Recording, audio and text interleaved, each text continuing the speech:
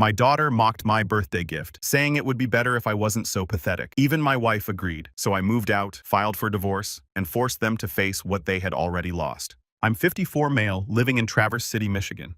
I have been a mechanic my whole adult life. 31 years of busted knuckles, brake dust in my lungs, and that motor oil smell that will not come off no matter how hard you scrub. I own my own shop now. Sheridan Auto 6 Bays, and a reputation for honest work. Her name is Paige, my daughter. The girl I used to carry on my shoulders at county fairs because she wanted to see over the crowd. The girl who cried into my shirt when her first boyfriend dumped her. I sat there patting her back like an idiot, telling her she deserved better. Apparently, she agreed with that last part a little too much. 26 years old. I had raised her since she was a screaming potato in a blanket. Changed the diapers, paid for the braces, taught her how to drive in a parking lot behind the Kroger on Saturdays when her mother was too busy getting her nails done. And this was what I got. In front of her friends on her birthday, while a $32,000 car sat in the driveway with a bow on it that took me 20 minutes to tie. The party was Paige's idea. She wanted something big for her 26th birthday. A backyard bash with her friends, her fiancé, and enough decorations to make the neighbors think we had lost our minds. My wife Colleen handled the planning. I handled the bill. That is how it had worked for 28 years of marriage. I spent the week before the party stringing lights across the backyard, setting up tables, hauling chairs from the rental place because Paige insisted plastic lawn furniture was too tacky. By the time the first guest arrived, I was already tired, but I smiled, shook hands, made small talk with people I barely knew, and waited for the right moment to bring out the gift. I had been planning the car for months. Paige is old. Honda was on its last legs, burning oil, and making sounds that kept me up at night, worrying she would break down on some back road. A Mazda CX-30, reliable, safe, good on gas. I test drove 3 of them before picking the one with the best safety ratings. Even got it in her favorite color, that dark blue she always pointed out when we passed the dealership. The look on her face when she saw it was not disappointment. It was disgust. A Mazda, she said loud enough for everyone to hear. Dad, seriously, I could feel the whole vibe shift. 20 or so people suddenly very interested in the appetizer table. Her fiancé, a guy named Chester, who sold insurance, stood there with his arms crossed like he was watching a show. It is brand new, I said. $32,000, top safety ratings, 4 years of warranty. It is a Mazda, she repeated like I had handed her a bicycle with a missing wheel. You know I wanted a BMW. We talked about this. Mom showed you the ones I liked. Those started at $55,000 Paige. So, you own a business. I looked at my daughter then. Really looked. The expensive highlights in her hair, the designer bag hanging off her shoulder, the engagement ring that Chester's parents had probably paid for because that kid could not afford a ring pop on his own commission. She had never worked a job that left her sore at the end of the day. Never had to choose between fixing her car and paying rent. Never understood that money came from somewhere. From hours bent under hoods in a shop that hit 100 degrees in July. Then she dropped this bomb. You know what she said? And I swear she glanced at her friends to make sure they were listening. The best gift would be having a decent father who actually gets me what I want. You could hear a pin drop. I turned to look at Colleen standing by the back door with an iced tea in her hand. My wife of 28 years. Her expression said it all before she even opened her mouth. You humiliated her in front of her friends with that pathetic car, Colleen said. What did you expect? I nodded once. Not because I agreed, because I finally understood something I had been too stubborn to see for years. I was not a husband or a father anymore. I was an ATM with a pulse. All right, I said. Paige's expression shifted. She had been expecting an argument, expected me to get defensive, maybe apologize. Definitely given the way I always had. I pulled the bow off the Mazda, wadded it up, and tossed it in the garbage can by the garage. Then I got in the car and drove away. No yelling. Just the smooth hum of the engine. My brother lives 20 minutes outside town in a house he built himself over 3 summers when he was still married. The marriage did not last, but the house did. That is Victor for you. Everything he touches either falls apart or stands forever. No middle ground. Vic is 4 years older. He went through his own divorce 8 years ago. His ex-wife took the kids to Ohio and left him with nothing but the house and a woodworking hobby that started as a distraction and became an obsession.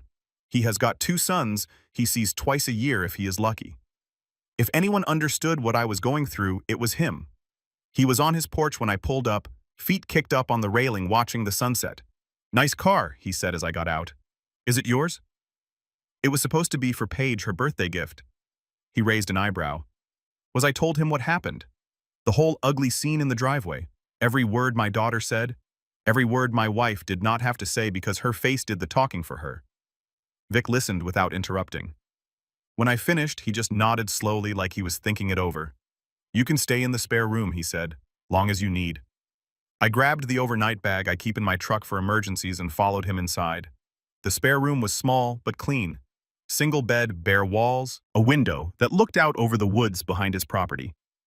I sat on the edge of the mattress and stared at my hands for a long time. Grease under the fingernails, scars across the knuckles, the permanent calluses that never went away. These hands had rebuilt transmissions, replaced timing chains, saved customers thousands of dollars by catching problems early. These hands had also built a treehouse for Paige when she was 7, taught her to throw a baseball when she was 9, helped her move into her first apartment when she was 22. Apparently none of that was worth as much as a German logo on a hood. The next morning I drove the Mazda back to the dealership. The salesman who had helped me, a young guy named Dennis, who had spent an hour making sure I got exactly what I wanted, looked confused when I walked in. "Everything okay with the vehicle?" "Mr. Sheridan, vehicle is fine," I said. "Situation has changed. I need to sell it back." He winced. "Dealerships do not do returns on new cars. Everyone knows that. But they do buy vehicles, and Mazda with 47 miles on it was about as close to new inventory as they could get without unwrapping the plastic." Dennis brought in his manager, a guy I had done brake work for a few years back. We talked numbers. They offered me $26,000. I countered at 28. We settled at 27, which meant I ate about $7,000 after taxes and fees on a car that had barely left the lot. Expensive lesson, but cheaper than a lifetime of resentment. I signed the paperwork, watched them process the check, and walked out with a lighter wallet and a clearer head. Vic was waiting for me when I got back, sitting in his workshop with sawdust on his flannel and a half-finished rocking chair between his knees. "Returned it," I said. "Good." He did not look up from his sanding. Now what I had been asking myself the same question all morning. My phone had 25 missed calls, a mix of Colleen and Paige. I had not listened to a single voicemail. Did not need to. I knew how it would go. "You are overreacting. You are being dramatic. You are making this about yourself." "I am going to see a lawyer," I said. Vic stopped sanding, looked up at me for the first time. Divorce. 28 years of marriage, and she called a $32,000 gift pathetic. She did not just side with Paige, she piled on. In front of everyone.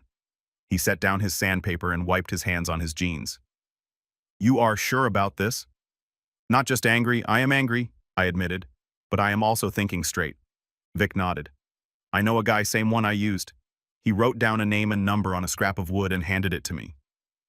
Leonard, Traverse City. I called the next day and scheduled a consultation for the end of the week. The receptionist asked if this was a contested or uncontested matter. I told her I honestly did not know yet, but I had a feeling it would not be friendly. The law office was in a strip mall between a nail salon and a sandwich shop. Not exactly impressive. The man himself matched the office. Mid-60s, gray beard, reading glasses perched on his nose. "Tell me about your assets," he said after we had covered the basics. I walked him through it. The house purchased 22 years ago, paid off 9 years early because I worked overtime every chance I got. The shop, which I had built from nothing with a small business loan, I had repaid in full 8 years ago. 2 vehicles, retirement accounts, a savings account that I had been quietly building for years without telling Colleen because she treated money like it grew on trees. Leonard took notes, asked questions, made sounds that could have been approval or concern. When I finished, he leaned back in his chair and studied me. "Michigan is an equitable distribution state," he said, "not community property. The court divides assets based on what is fair, not necessarily 50-50. What does that mean for me? It means we can argue that assets you brought into the marriage, assets you built independently, should weigh in your favor. Your business, for instance. Your wife's contribution to that business would be evaluated. She has never set foot in my shop except to complain about the smell." He almost smiled. "Document everything. The more records you have, the better your position." I had been documenting everything for years without even realizing it. Tax returns, business receipts, maintenance logs for every vehicle we had owned. I am a mechanic. Paperwork is half the job. Every repair gets written up. Every part gets a receipt. Every hour gets logged. That weekend, Vic helped me move the rest of my stuff out of the house. Colleen was not home. Paige's car was in the driveway, though. The old Honda I had been worried about. Still burning oil, still making sounds. Vic had borrowed a trailer from a friend and we loaded it with everything that was clearly mine. Tools from the garage, the collection I had been building since my first job at 17, the recliner my father had left me, worn leather and creaky springs, worth nothing to anyone except me. Boxes of photographs from before the marriage. We made 3 trips. The first one was the easy stuff. Things Colleen would not notice missing. The second was harder. Items with shared history that I had to decide whether to fight for. The third was just me. Walking through the house one last time. The garage hit me hardest. I had spent hundreds of hours in that space, teaching Paige to change her oil, rebuilding carburetors on weekend projects, just existing in a place that felt like mine. The workbench was covered with tools I was leaving behind. Too big to move, too built into the house to take without a fight. "You okay?" Vic asked when I came out. "I will be. You are really doing this," Vic said as we strapped down the last load. "Yep." He clapped me on the shoulder. "About time." The divorce papers were filed the following Monday. I had them served at the house while I knew Colleen would be home. The process server called me afterward to confirm delivery, her voice totally flat. She seemed surprised. She said, "I bet she was." Colleen's reaction came 3 days later when she showed up at Vic's house unannounced. I was in the garage helping him finish the rocking chair when her car pulled into the driveway. The engine was running rough. I could hear the knock from 20 feet away. Probably needed new spark plugs and a fuel injector cleaning. But that was not my problem anymore. She got out looking like she had not slept, hair messy, makeup smeared, the kind of disheveled that Colleen would never normally let anyone see. For a second, just a second, I felt something like guilt. Then I remembered the look on her face when she called a $32,000 gift pathetic. "You filed for divorce," she said. Not a question. "Yep," without even talking to me first.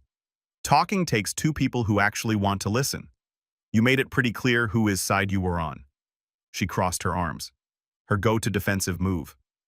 "You are throwing away 28 years because of one bad night I set down the screwdriver I had been holding and gave her my full attention." One bad night, Colleen. It was not one bad night. It was 28 years of being taken for granted. Topped off with you calling my gift pathetic and our daughter wishing she had a different father. In front of everyone. On her birthday. She did not mean it like that.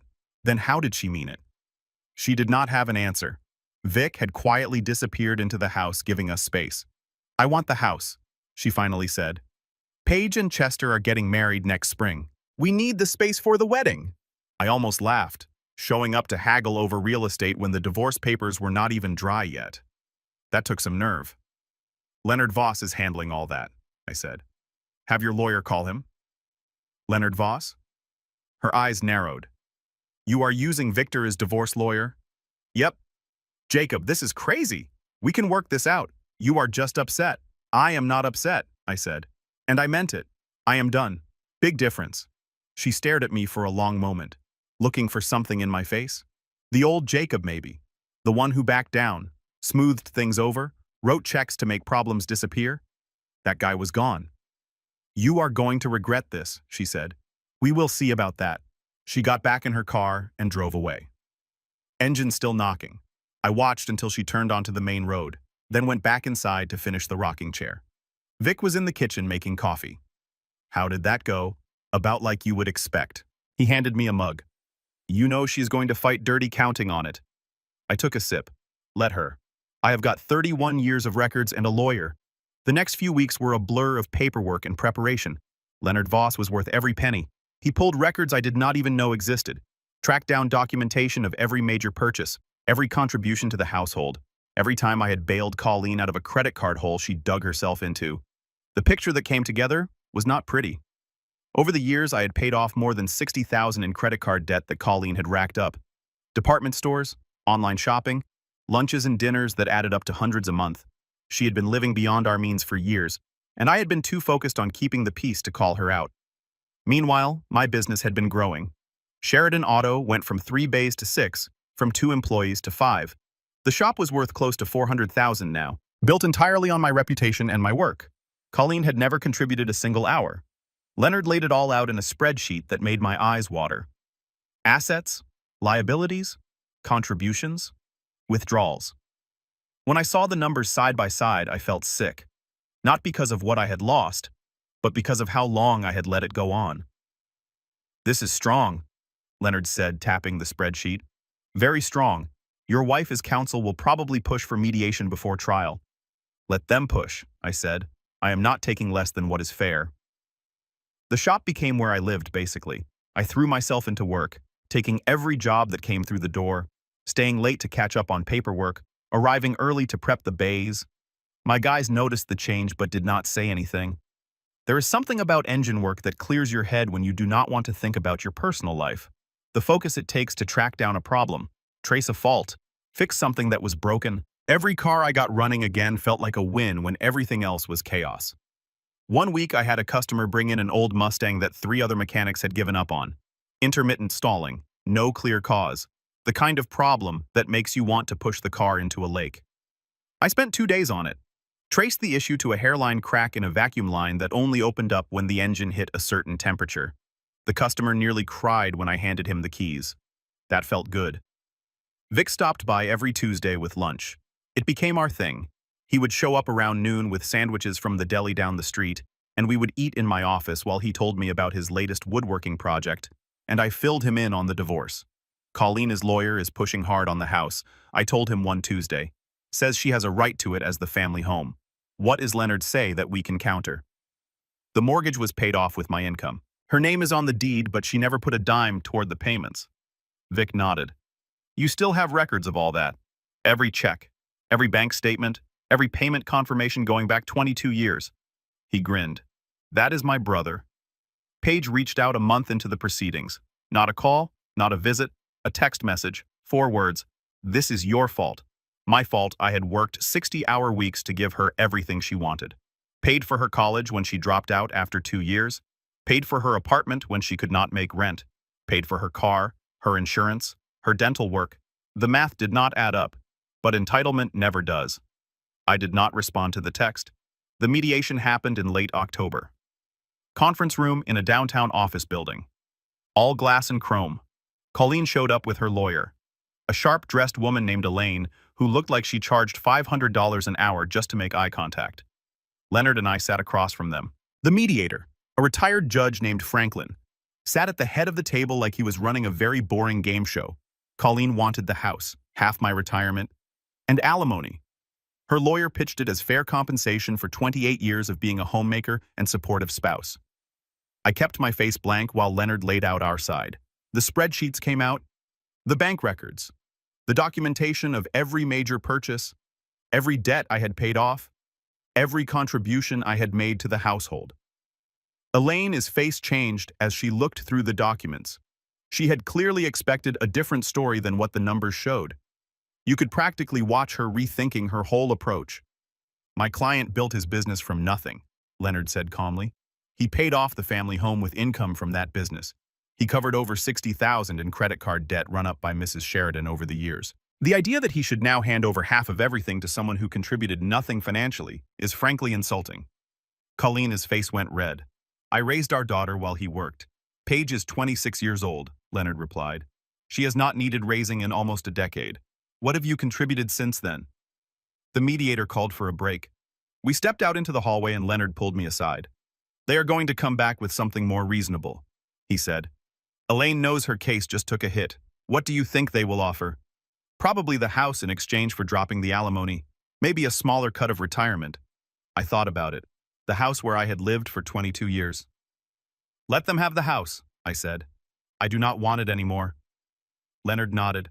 What about the business off-limits? She does not touch the shop. When we went back in, Elaine presented a revised offer. The house. 30% of retirement. No alimony. Leonard countered with the house. 15% of retirement and a clean break. They took it. Walking out of that building, I felt lighter than I had in years. The house was gone. But it had stopped feeling like home a long time ago. The money was manageable, and Sheridan Auto was still mine. Every wrench and lift and bay. Vic was waiting in the parking lot. He had insisted on driving me. Well, he asked. It is done. House is hers, shop is mine. He clapped me on the shoulder. Then let us go celebrate. I will buy you dinner. Winter came early that year. First snow in mid-November. The kind that sticks around and makes everyone miserable. I moved into an apartment across town. A two-bedroom with a view of the parking lot and neighbors who kept to themselves. I spent Thanksgiving at Vic's place. Just the two of us. Eating sandwiches and watching football because neither of us could cook a turkey without turning it into a biohazard. He had finished the rocking chair and presented it to me like it was a trophy. Beautiful work. Smooth finish. Perfectly balanced. Oak hand selected from a lumber yard 3 hours away because Vic does not do anything halfway. The joints were tight. The curves felt right. The whole thing was built to last generations. I put it on my balcony and sat in it every morning with my coffee. "You are getting philosophical in your old age," Vic said when he caught me out there one morning. "I am learning to appreciate small things," I replied. Paige got married in March. I was not invited. Heard about it secondhand from a cousin who still talked to both sides of the family. Small ceremony, backyard venue, the same backyard where she told me I was not a decent father. Funny how that worked out. Chester is parents paid for everything, according to the cousin. The dress, the catering, the photographer. Colleen contributed the venue, which was really my contribution since I had mowed that lawn for 22 years, but who was counting anymore? Besides me. I did not send a gift, did not send a card, just let the day pass like any other Tuesday. Spring brought some changes. The shop was busier than ever, word of mouth filling my bays with more work than my guys could handle. I hired 2 more mechanics, young guys fresh out of trade school who reminded me of myself 30 years ago. Hungry, eager to learn, willing to put in the hours. I was building something new, not just the business, but a life that was not all about people who did not appreciate me. Joined a bowling league with Vic, which sounds lame until you realize it is just an excuse to hang out and throw heavy objects at wooden pins once a week. Our team was called the Spare Parts, which I thought was clever. We were terrible consistently last place, but nobody cared. It was 2 hours every Thursday where the only thing that mattered was knocking down pins and talking about nothing important. Started cooking for myself instead of eating takeout every night. Turns out I am not bad at it when I actually try. It felt good making something with my hands that did not involve engines or wrenches. Even adopted a dog from the shelter, a grumpy old mutt named Bruno who had been passed over by everyone looking for puppies. He was 8 years old and had the personality of a retired bouncer. The shelter lady said he had been there 6 months and nobody wanted him. I signed the paperwork that afternoon. Bruno and I got each other. We had both been left behind by people who wanted something newer, and we had both decided that staying bitter about it was a waste of time. He did not need much, just food walks and someone to sit with while the sun went down. I could do that. I had spent decades doing more for people who appreciated it less. The binder idea came to me one night while I was going through old tax returns for the shop. I had kept everything. Every receipt, every statement, every record of every dollar that had flowed through my hands for the past 3 decades. Paige used to make fun of me for it, called me a hoarder, said normal people threw that stuff away. Normal people did not end up needing proof that they had spent a lifetime supporting ungrateful family members. Turns out, my paranoia was actually preparation. I started putting it together, the same way I approached a complicated engine rebuild, section by section, year by year.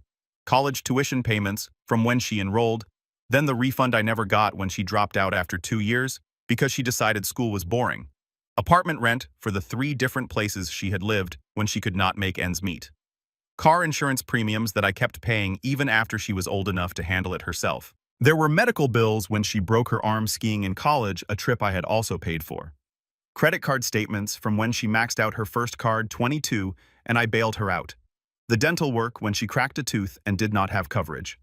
Emergency car repairs when she ignored warning lights until something actually broke. The numbers added up to just over $140,000. That is what I had put into Paige beyond the basics of food, shelter, and clothing. $140,000, not counting inflation, not counting the interest I had lost by emptying my savings over and over instead of letting it grow. I put it all in a black binder with tabs and labels, set up like a case file, just facts. On the cover, I wrote 3 words, what I gave. Vic saw it during one of his Tuesday visits, picked it up, flipped through it, let out a low whistle. "What are you going to do with this?" he asked. "Not sure yet. Maybe nothing. Maybe everything." "That is a lot of money. That is a lot of years." He set the binder down and looked at me with an expression I could not read. "You know this will not change how they see things." "I know, but it might change how everyone else sees things." He was quiet for a minute. Then he nodded. "If you are going to do something, do it right. Send them to the people who matter. Let the facts speak for themselves. The opportunity showed up 6 months later like it had been waiting for the right time. Paige and Chester bought a house, heard about it from the same cousin who kept me in the loop on family stuff. Nice place in a subdivision on the north side of town. 3 bedrooms, 2-car garage. The thing about buying a house is that you need good credit and a solid income. Chester's insurance job was not exactly bringing in big money, and Paige was working part-time at a boutique, making barely above minimum wage. So how did they afford the down payment? The numbers did not add up, and I am good with numbers. The cousin filled in the gaps. Colleen had taken out a home equity loan on the house I had given her. Used the money to help Paige and Chester with their down payment. $40,000 borrowed against equity I had built with 30 years of engine work and overtime hours. The same house I had paid off early. The same house I had walked away from to keep the peace. Now bankrolling another generation of entitlement. I should not have been surprised, but hearing it out loud, hearing that my work had been turned into a gift for the daughter who had publicly wished for a different father, something in me just went quiet. Vic noticed the shift when he came by that Tuesday. "You have got that look," he said, setting down his sandwich. "What look?" "The one you get right before you do something either really smart or really stupid." He studied me for a second, then nodded. "Whatever you are planning, just make sure you can live with it after. That is the only rule. I could live with it." That was the thing. I had spent 28 years biting my tongue and living with choices I did not make. This one would be mine. I made copies of everything in the binder. 27 pages of documentation plus a cover letter explaining what each section showed. Then I sent it to the only 2 addresses that mattered. Colleen's sister, who had always seemed to get my side of things, and Chester's parents, who apparently thought they had raised a self-sufficient son marrying a self-sufficient woman. I did not include a return address. Did not include a note asking for sympathy or understanding, just the facts laid out clearly, and let people make their own calls. From there, it spread the way things spread in small towns. Someone tells someone who tells someone else, and within a week, half the county knows your business. Things started falling apart within a week. Chester's parents called Paige wanting answers. Why had they heard that Jacob paid for her college, her apartment, her car? Why had they thought Paige was financially independent when the numbers said otherwise? They had helped pay for their son's house only to find out their daughter-in-law came with a lot more baggage than advertised. The conversations were not fun. Chester's mother, from what I heard, used the word deceived more than once. His father asked some pointed questions about what other surprises were coming. Colleen's sister called Colleen. That did not go well either, according to the cousin. Lots of yelling, lots of accusations, years of family drama finally blowing up. Colleen had apparently been telling her side of the family that I was the crazy one, that I had bailed on my family over nothing. The binder told a different story. Her sister started asking questions Colleen did not want to answer. Chester also started asking questions Paige did not want to answer. The cousin said there was tension fights, long silences stretching through whole evenings. The newlywed honeymoon was done, replaced by what happens when you realize your partner came with more history than you signed up for. Chester's parents had apparently pushed for couples counseling. Paige had apparently told them to stay out of it. That went about as well as you would think. I heard all of this secondhand through the family grapevine. I did not reach out, did not gloat, did not do anything that could look like rubbing it in. Here's the thing about facts. They do not need you to defend them. You put them out there and let people do the math. Colleen could spin whatever story she wanted, but she could not argue with bank statements. Paige could say she was independent all day long, but the receipts said something else. Colleen tried reaching out once. I let it go to voicemail. The message was short. "I hope you are happy with what you have done." I was genuinely. The confrontation happened on a Sunday evening in late fall. I was out on my balcony with Bruno when a car pulled into my apartment complex. Paige's car. The same Honda I had worried about for years. Somehow still running. She got out slow, like she was not sure she wanted to be there. Took her time walking to my building, then up the stairs. The knock on my door was hesitant. I opened it and looked at my daughter for the first time in over a year. She looked beat older than 27. The kind of tired you get when you figure out the world is not going to give you what you want. "Can I come in?" she asked. "Balcony is fine." We sat out there, her in the spare chair, me in the rocker Vic had made. Bruno sniffed her, once decided she was not worth his time, and headed back to his bed by the sliding door. "Chester's parents will not even talk to us," she said. "They are furious. They think I lied about everything." "Did you?" She dodged the question. They did not need to know all that old stuff. The past is what built your present. You think that down payment came from nothing. That house your mother mortgaged, I paid for it with my hands. Every dollar she gave you started with me. You did not have to tell everyone. No, I agreed. I did not. But you did not have to call me a pathetic father in front of your friends either. Actions have consequences. That is something you should have figured out a long time ago. She stared at me, and for a second I saw the kid who had crashed her bike and come running to me with bloody knees. The girl who trusted me to make everything okay. I am sorry, she said. I know it does not fix anything, but I am sorry. Sorry it happened, or sorry you got caught. The question just hung there. She did not have a quick answer which told me everything. I want to fix this, she finally said. I want my dad back. I rocked slowly. You know what is funny? I said. I never left. You pushed me out. You and your mother standing in that driveway making it clear that nothing I did would ever be enough.